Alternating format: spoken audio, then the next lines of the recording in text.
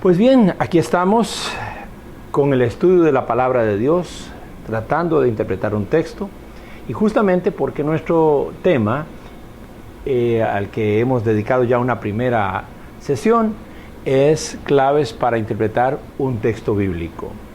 He indicado que lo que me propongo con esta exposición o esta pequeña serie es compartir con ustedes algunos recursos claves para la interpretación de un texto bíblico. ¿A qué debo recurrir como recurso cuando estoy frente a una porción bíblica? Y también he señalado que hay dos elementos que obviamente deben estar muy presentes. Uno es la oración. Debemos orar antes, durante, después, siempre, permanentemente. Es una cuestión dialéctica entre orar y meditar. Oro y medito, medito y oro. Es una experiencia que va allí. ¿A qué le llamo yo meditar? Bueno, pues a esas tres acciones que ya he iniciado en la exposición anterior. La primera que llamo observar el texto, es parte de la meditación. Y ahora voy a entrar en la segunda parte de esta tarea de meditar, que llamo interpretar el texto. He observado el texto, pero tengo que interpretarlo igualmente. Esta es una tarea delicada, porque depende en gran medida del lente con que uno mire el texto. Hay quienes observan en el texto cosas que otros no observan. Hay personas que tienen una gran capacidad de síntesis y otros tienen más bien una gran capacidad de análisis. Unos son más de resumen, otros son más expansivos. Indudablemente que al interpretar un texto uno tiene motivaciones subjetivas y no solo objetivas. Pero las subjetividades pueden hacer que uno juzgue un texto de modo equivocado a la intención original del texto. O a veces más bien esas subjetividades le ayudan a uno muchísimo para poder intuir y ver cosas en el texto que de otra manera no se podrían observar. Conviene entonces contar con algunas claves que sirvan a manera de reglas de interpretación, lo que se conoce como reglas hermenéuticas, y quisiera entonces citar en esta exposición 7 de ellas. La primera tiene que ver con lo siguiente. Una de las acciones más importantes de la interpretación es aclarar conceptos en el texto. Me refiero a eso que se llaman palabras o frases claves que están allí y que uno necesita no solamente observarlas como claves, sino entenderlas. A la hora de esclarecer el significado o el sentido de esas palabras, es usual que uno busque diccionarios, normalmente diccionarios bíblicos preferiblemente. Y aquí es donde viene la primera clave hermenéutica. En muchos casos, la misma Biblia da la mejor interpretación de las palabras y conceptos importantes. A veces las personas dicen, esta palabra no la entiendo y voy a un diccionario de la Real Academia o similares y no se ajusta al sentido que la palabra tiene. Yendo aún a diccionarios bíblicos, tal vez nos aproximamos mucho más, porque los diccionarios nos van a hablar precisamente de cómo la Biblia utiliza esos conceptos o cómo utiliza esas palabras o esas frases. Así que la hermenéutica dice que la Biblia es el recurso para la mejor interpretación de palabras y de conceptos importantes. Tengo un texto, encontré una palabra y quizás en otra parte del mismo libro o de algún libro del mismo autor o de la misma época, allí esa palabra está mejor expresándose. Hoy, dichosamente, tenemos a mano herramientas que nos permiten observar las palabras en sus idiomas originales o en sus idiomas de traducción. La segunda regla o clave de interpretación tiene que ver con eso que a uno le surge en ocasiones cuando elige un texto que también se contiene en alguna otra parte de la Biblia. Un texto que aparece, por ejemplo, en Isaías 42 hay el texto sobre el siervo sufriente, que es citado en Mateo capítulo 12.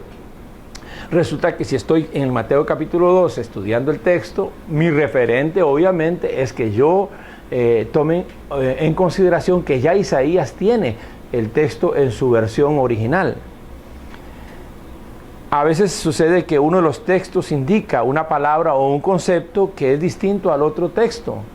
Y eso sucede entre esos dos textos, justamente. Bueno, ¿qué es lo que hay que hacer? Lo mejor es elegir el texto más primitivo.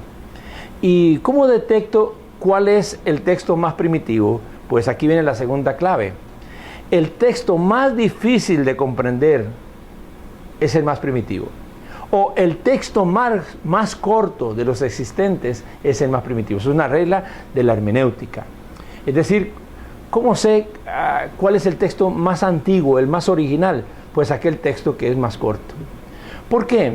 Porque hay que considerar que la Biblia, en su versión escrita, tiene un trasfondo de dos fases importantes. En primer lugar, que la Biblia antes de escribirse se vivió. Hay vivencias. La Biblia primero fue acontecimiento.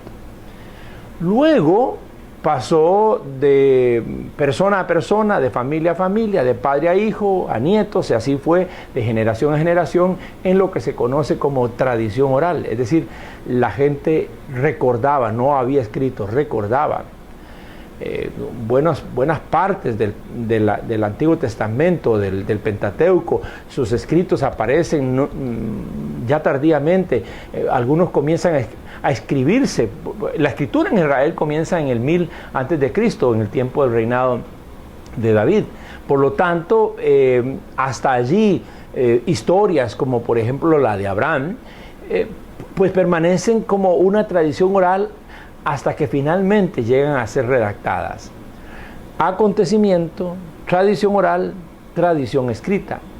Y en ese proceso, cuando se hacen escritos, se reproducen, se hacen copias o pasan incluso de un idioma a otro. La traducción del hebreo al griego o la traducción del Antiguo Testamento al griego se conoce como una Biblia que se le llama la Septuaginta, pues también eso hace variables. Y en algunos casos, para mejor entender, se cambian palabras o se estructuran de una manera distinta algunas frases, y por eso es importante ir a buscar cuál es el texto más primitivo, ya sea que yo busque cuál es el más complicado de ellos o el más corto de ellos. Es extraño que el más complicado pueda ser el más primitivo, pero tiene la lógica en cuanto a lo que es la producción literaria en la historia, en las culturas.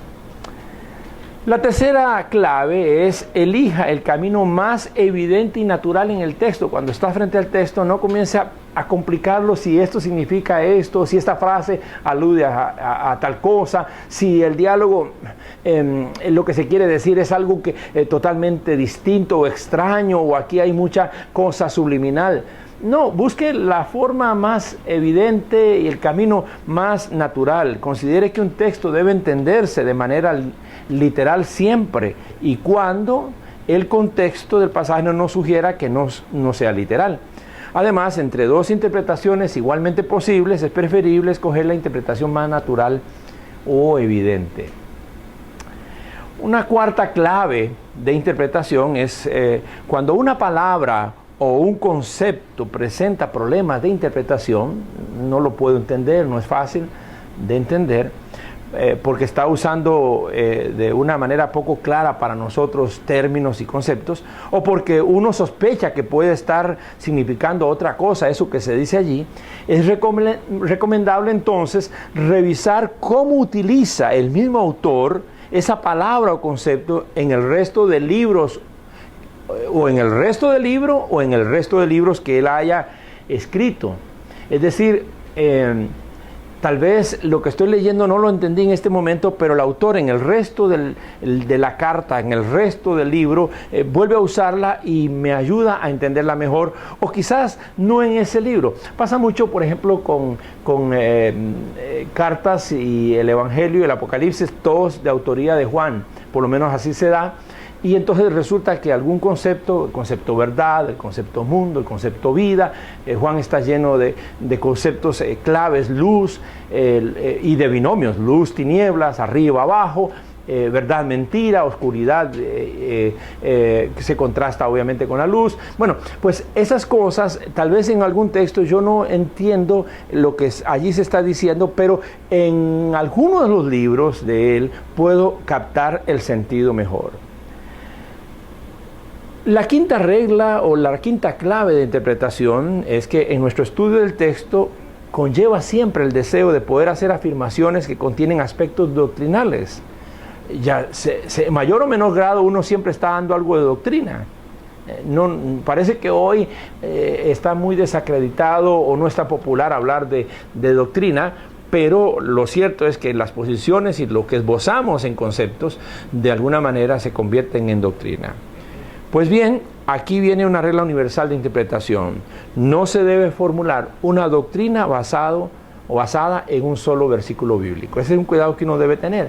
Cuando estoy frente a un texto y resulta que ahí hay algo que yo considero es doctrinal, que es muy importante, tengo que tener el cuidado de no hacer afirmaciones de que esto es doctrina fundamental o que es doctrina importante si este concepto, si esta afirmación no se sostiene en más textos, porque la doctrina se formula a partir de esos hilos que pasan por la Biblia, y entre más pasan del Génesis al Apocalipsis, mucho mejor o mucho más sólida es esa doctrina. Se puede afirmar que es efectivamente doctrina. El concepto de pecado, el concepto de perdón, el concepto de creación, son cosas que uno lo ve a través de la Biblia. Pero a veces uno se encuentra con un texto donde solo ese texto tiene ese pensamiento, y a veces uno observa que no pocos predicadores o maestros enfatizan una doctrina desde un texto que es el único que existe, y no es lo más saludable hacer este tipo de cosas. Y la séptima regla o clave: tenga cuidado con las figuras retóricas. Recuerde que cada figura retórica por lo general dice una cosa para dar a entender otra, y ahí quiero tomar unos minutos para hablar sobre esto. Voy a profundizar un poco más sobre esto que llamamos figuras retóricas. La Biblia, como el gran recurso literario que representa, hace uso de mecanismos de lenguaje con los cuales se busca obtener un efecto estilístico particular, porque el estilo le da un gran sentido, le da belleza, pero le da un gran sentido a veces de espiritualidad, o de que efectivamente no se trata de algo ordinario, sino algo bien hecho, como lo hace el Espíritu Santo cuando inspira cualquier cosa, y más particularmente la palabra de Dios. Para mejor ilustrar, quiero destacar varias de esas figuras literarias o de esas figuras retóricas. Una, la hipérbole. Es una figura que consiste en aumentar o disminuir excesivamente aquello de que se habla.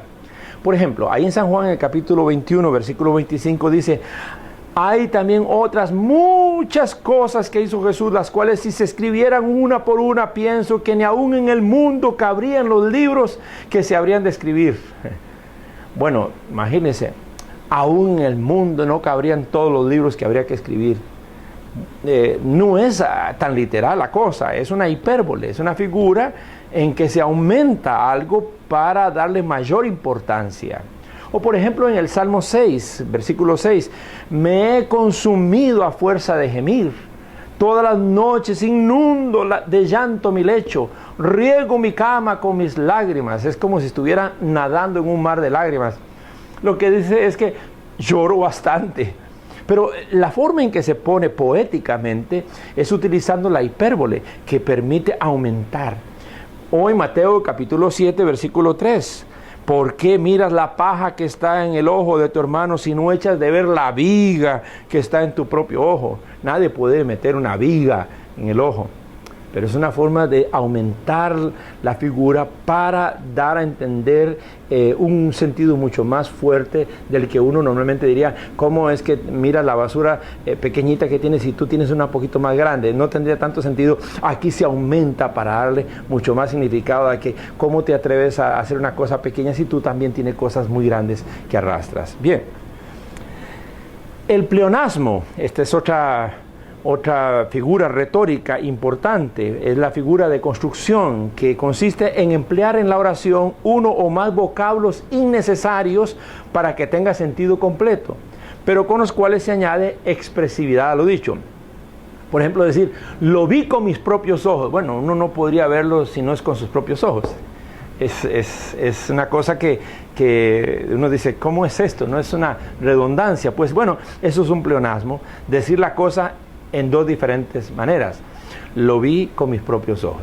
Génesis 40:23. Sin embargo, el jefe de los coperos no se acordó de José, sino que lo olvidó. Bueno, no se acordó, sino que lo olvidó. Es decir, lo reitera, pues eso es un pleonasmo. Se emplea una oración haciendo uso dos veces de vocablos que podrían ser innecesarios, pero lo que está tratando es de agregarle expresividad.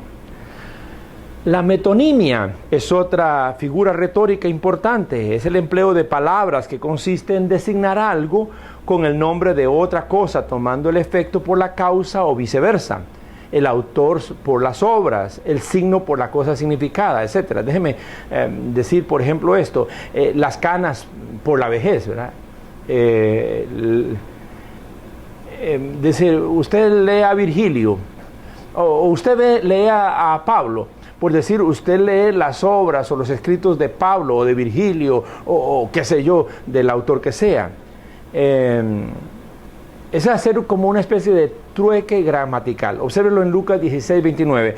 Abraham le dijo, a Moisés y a los profetas tienen que los oigan a ellos. No se puede, ¿verdad? Hay un trueque allí.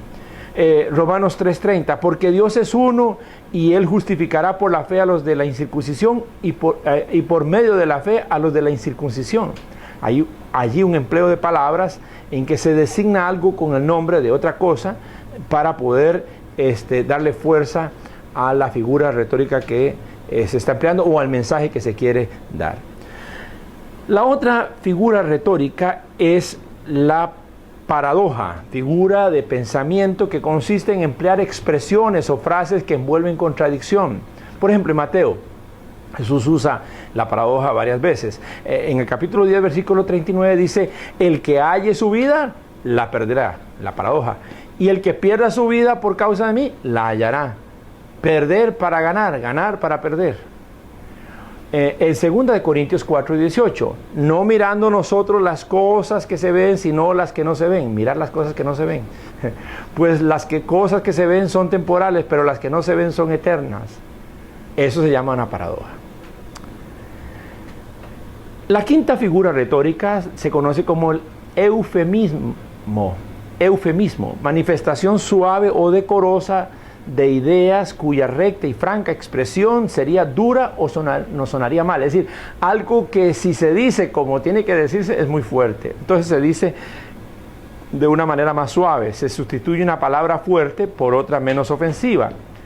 En Hechos capítulo 1, versículo 25, hablando acerca de la importancia de que venga otro a tomar el lugar de Judas, en la iglesia y en el círculo de los 12 apóstoles, dice, para que tome la parte de este ministerio y apostolado, del cual cayó Judas por transgresión, y atención, para irse a su propio lugar, para irse a su propio lugar.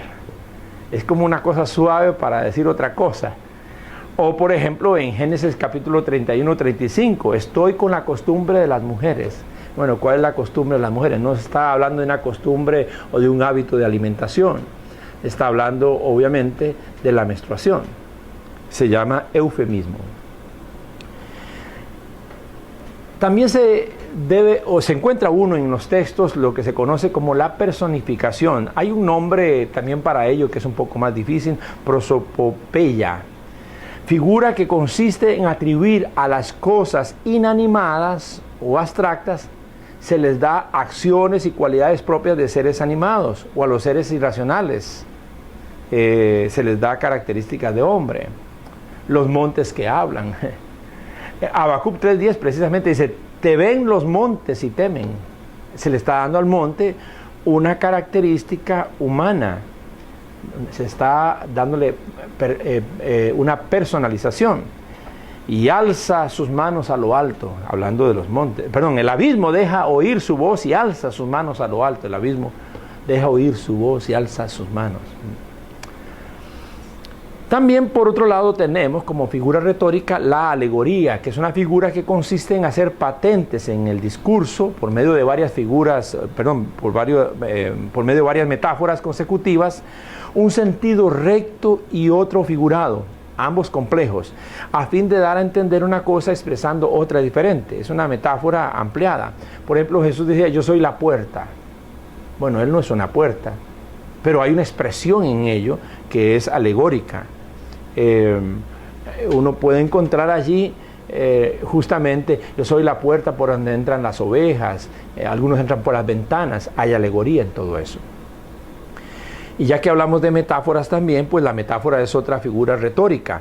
Es el empleo de palabras que consiste en trasladar el sentido recto de las voces a otro figurado, en virtud de una comparación. Por ejemplo, las perlas del rocío. Bueno, el rocío tiene gotas, pero no tiene perlas. Pero no, poéticamente es de las perlas del rocío. La primavera de la vida.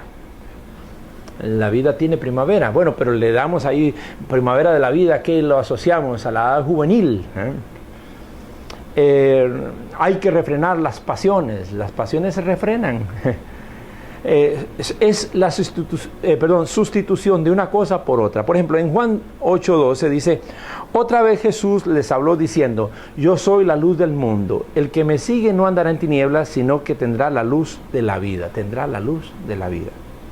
Isaías 59:1, he aquí, no se ha acortado la mano de Jehová para salvar, ni se ha endurecido su oído para oír. Ahí hay una metáfora. Si alguien tiene sed, venga a mí y beba. Metáfora.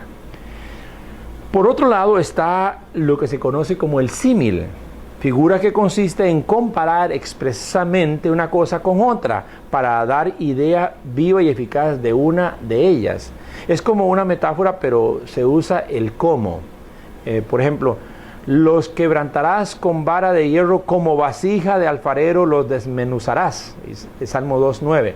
Ese cómo convierte la metáfora en símil. En Lucas 22:44, lleno de angustia oraba más intensamente, hablando de Jesús, y era su sudor como grandes gotas de sangre que caían hasta la tierra. Esta símil, a veces yo he escuchado personas que hablan, Jesús sudó gotas de sangre, usando este texto, gotas de sangre de manera literal. Bueno, ahí dice que era su sudor como grandes gotas de sangre. Hay que verlo como lo dicen otros evangelios, indudablemente. El apóstrofe es nuestra figura retórica número 10, figura que consiste en dirigir la palabra con vehemencia en segunda persona a una o varias presentes o ausentes, vivas o muertas, a seres abstractos o a cosas inanimadas, o en dirigírsela a sí mismo en iguales términos. Hablar con un objetivo como si tuviera vida. Hablar con un objeto como si tuviera vida. Jueces 5:3-4, oíd reyes, escuchad príncipes, yo cantaré a Jehová, cantaré salmos a Jehová, el Dios de Israel. Cuando saliste de Seir, Jehová, cuando te marchaste de los campos de Edom, la tierra tembló, se estremecieron los cielos y las nubes gotearon aguas. Allí está haciendo uso de apóstrofes. Bueno, existen otras más que son importantes cuando uno estudia el texto bíblico. La sinécdoque es el empleo de palabras que consiste en extender, restringir o alterar de algún modo la significación de las palabras para designar un todo con el nombre de una de sus partes o viceversa. Por ejemplo, solemos decir, fulana tiene 15 primaveras. Tiene 15 primaveras para decir años. Pero la frase tiene 15 primaveras está diciendo otra cosa. O Sutana quedó sola con 4 bocas que alimentar. 4 bocas que alimentar, por decir 4 hijos. Así, por ejemplo, cuando en Mateo 6:11 dice, el pan nuestro de cada día, dánoslo hoy, el pan no es un bollito de pan, de harina con agua y algo más. El pan allí significa los alimentos necesarios para el día. Están representados en esa figura mediante una sinécdoque. O por ejemplo también en 2 Reyes 14:12 dice, y Judá cayó delante de Israel y huyeron cada uno a su tienda. Aquí no es que Judá sea el hijo de Jacob, un individuo. Aquí Judá significa los soldados de la tribu de Judá. Es una forma de simplificar el lenguaje o lo que se está hablando. La elipsis consiste en la omisión de una palabra o palabras que completan la sentencia, pero no son indispensables para comprender su significado. Uno omite una palabra que al omitirla no deja de tener significado. Es como cuando encomendamos a alguien, le decimos, ya que vas a salir, compra quesos y semillas para la fiesta. Bueno, ¿qué se eliminó allí? Uno debe decir, compra quesos y compra semillas, pero uno dice, compra quesos y semillas. La segunda vez que decimos compra no es necesaria. A eso se le llama elipsis. Por ejemplo, en 1 Corintios 6:13, los alimentos son para el estómago y el estómago para los alimentos. Así es Dios, y Dios los destruirá a ambos. ¿A ambos qué? Debería decir, y Dios destruirá, a estómago y alimentos, pero lo obvia, destruirá al estómago y a los alimentos, pero está obviado en la figura allí. La braquilogia es una forma concisa y abreviada de expresión que consiste especialmente en omitir una palabra en una frase y que pudiera ser necesaria repetir. Por ejemplo, 1 Juan 5:9. Los ejemplos nos ayudan mejor a entender la cosa. Si recibimos el testimonio de los hombres, el testimonio de Dios es mayor. ¿Mayor que qué? Que el de los hombres. Se omite. Entonces estoy ahí frente a una figura retórica. ¿Por qué es importante tener esto? Porque hay personas que de pronto se quedan con la segunda parte de la frase nada más y dice, el testimonio de Dios es mayor, y mayor que las estrellas, mayor que los elefantes. No, es mayor que el testimonio de los hombres. Otra figura retórica es la zeugma, el uso de dos sustantivos a los cuales se aplica un solo verbo, aunque solamente uno de ellos se adapte al verbo. ¿Qué quiero decir? Estoy usando dos sustantivos con un solo verbo, pero solo uno de los sustantivos se aplica al verbo. 1 Corintios 3:2. Os di a beber leche y no viandas. ¿Quién da a beber viandas? Si la vianda es comida, es cosa sólida. Os di a beber leche y no viandas. En este caso, leche y viandas son sustantivos. Beber es un único verbo, pero ese quedó como único verbo en el texto. Porque alguno, por ahí no falta quien vaya a decir una cosa como esta. Ven que bíblicamente las comidas tienen que hacerse en batidos. Os di a beber leche y no viandas. La lítotes es otra figura retórica. Afirma una cosa por la negación de lo opuesto. Salmo 5:17. Al corazón contrito y humillado no desprecias tú, oh Dios. ¿Qué quería decir? Que el Señor aprecia al corazón contrito. No desprecias tú, oh Dios. Al corazón contrito y humillado no lo desprecias. Muchos de nosotros hablamos en lítotes. ¿No les gustaría traerme un vaso de agua? Deberíamos de decirlo en forma afirmativa más bien. Quedémonos con una última, la ironía. La ironía es la censura o la ridiculización que se hace bajo una apariencia de complacer o de alabar. Por ejemplo, en Job 12:2. O en 1 Corintios 4:8, cuando dice, ya estáis saciados, ya sois ricos, sin nosotros reináis. Y ojalá reinarais para que nosotros reináramos también juntamente con vosotros. Esto es muy usual en la traducción de Reina Valera de los 60. Lo que queremos decir que queremos que reinen, pues no, pero es una especie de ironía. Ustedes reinan, ustedes están saciados, para decir que más bien es todo lo contrario. Pues mis amigos, existen otras figuras retóricas en la Biblia, todas ellas muy importantes, y estoy hablando de estas figuras retóricas como parte de esto que llamo claves para hacer una mejor interpretación de la Biblia, sobre todo en la séptima regla, que significa tener cuidado de las figuras retóricas. Uno debe tratar de identificarlas. A veces uno no las percibe, no tiene todo este conocimiento ahí a mano, pero otras veces cuando estás con un comentario, cuando tienes por allí un pie de página en la misma Biblia, te está advirtiendo que esta es una hipérbole, que esto es un pleonasmo, que esto es una metanoia, que esto es una paradoja, que está frente a un eufemismo, que está frente a una personificación, una alegoría, etc. Y es importante tener en cuenta estas figuras para hacer una más correcta o más responsable interpretación de la Biblia. Así que vamos a dejar por aquí en nuestro aspecto en el que estamos hablando, interpretar el texto bíblico dentro de este tema que estamos exponiendo en 3 sesiones y que hemos titulado Claves para interpretar un texto bíblico. Vamos a volver en nuestra tercera y última exposición sobre esa tercera tarea que tenemos cuando meditamos en el texto, que es la tarea de aplicar el texto. Gracias.